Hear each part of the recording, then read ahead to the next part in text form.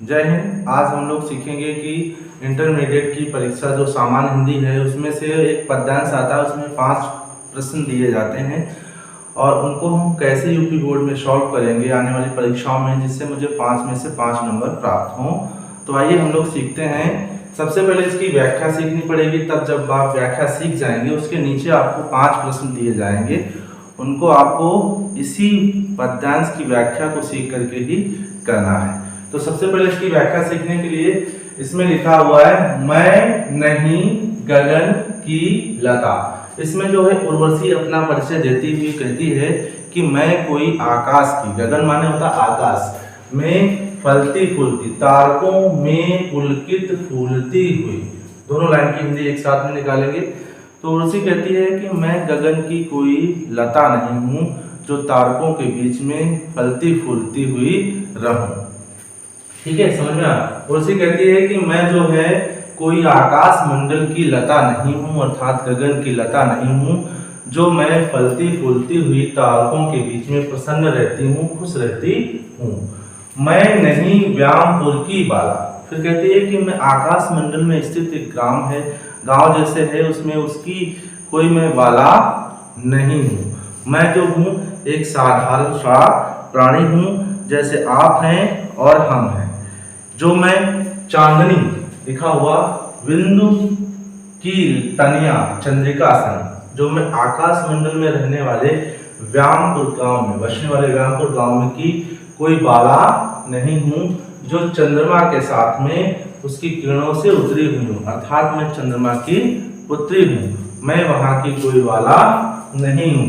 पूर्णिमा की सिंधु की परोज्जल आभा तरंग, जो पूर्णिमा में चांद पूरा बड़ा दिखता है, उसकी किरणों के साथ में मैं खेलती हूँ, अर्थात मैं उसकी कोई पुत्री नहीं हूँ। मैं नहीं किरण के तारों पर झूमती हुई ऊपर उतरी।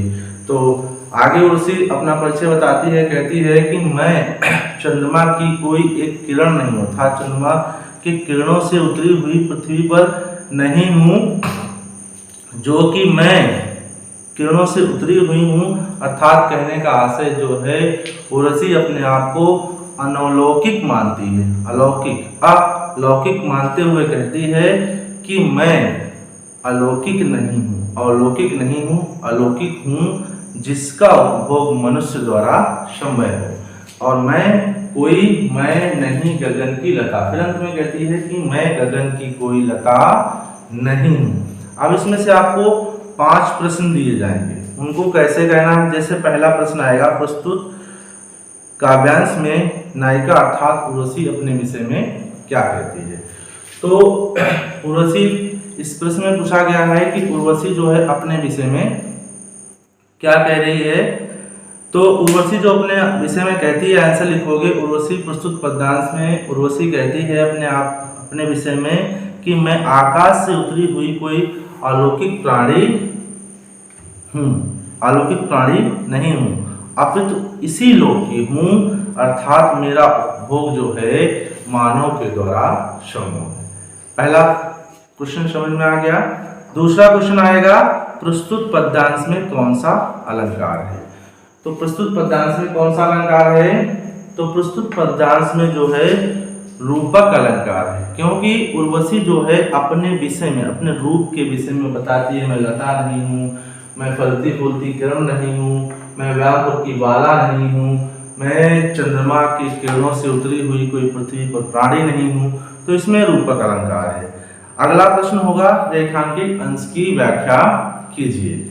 ठीक है, उसके बाद में रेखांकित अंश की व्याख्या जैसे आपको यहाँ से खींची हुई आ सकती है, या तो यहाँ से ऐसे खींच दी जाएगी, यहाँ से ऐसे, और यहाँ तक खींची हुई रहेगी।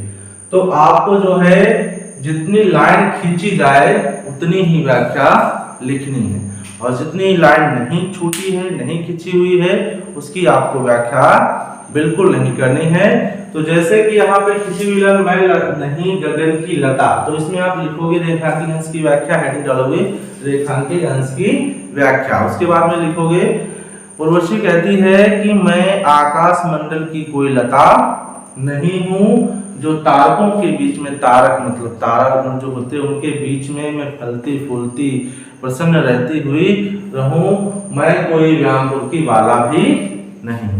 इतने ही आपको लिखना है, इससे आपको 2 नंबर प्राप्त हो जाएंगे। उसके बाद में आएगा प्रस्तुत पद्यांश के आधार पर बताइए कि उर्वशी स्वयं को क्या मानती है। तो लास्ट वाले में जो हमने पढ़ा था यहाँ पे कि प्रस्तुत पद्यांश में जो है उर्वशी अपने आप को अलौकिक मानते हुए कहती, अलौकिक मानती है, अर्थात प्रस्तुत पद्यांश में जो है उर्वशी जो है अपने आप को अलौकिक न मानते हुए लौकिक मानती है, और ये भी कहती है जिसका उपभोग मनुष्य द्वारा संभव है।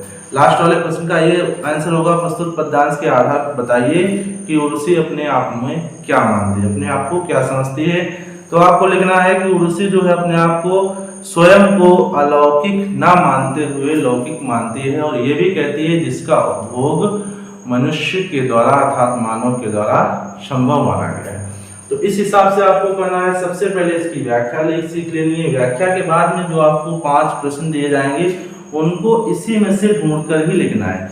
मतलब ढूंढने का तात्पर्य ये हुआ कि आप जब जो इसकी व्याख्या सीख जाओगे उसके बाद में आप आसानी से कोई बिना दिक्कत के उन प्रश्नों के आंसर आसानी से दे सकते हो। तो मेरे हिसाब से आपको इसकी व्याख्या और प्रश्नों का आंसर देने का जो किस तरीके से देना है वो आप लोगों ने सीख लिया होगा। तो इसके लिए आज के लिए इतना ही काफ़ी है। मिलते हैं अगले वीडियो में। धन्यवाद।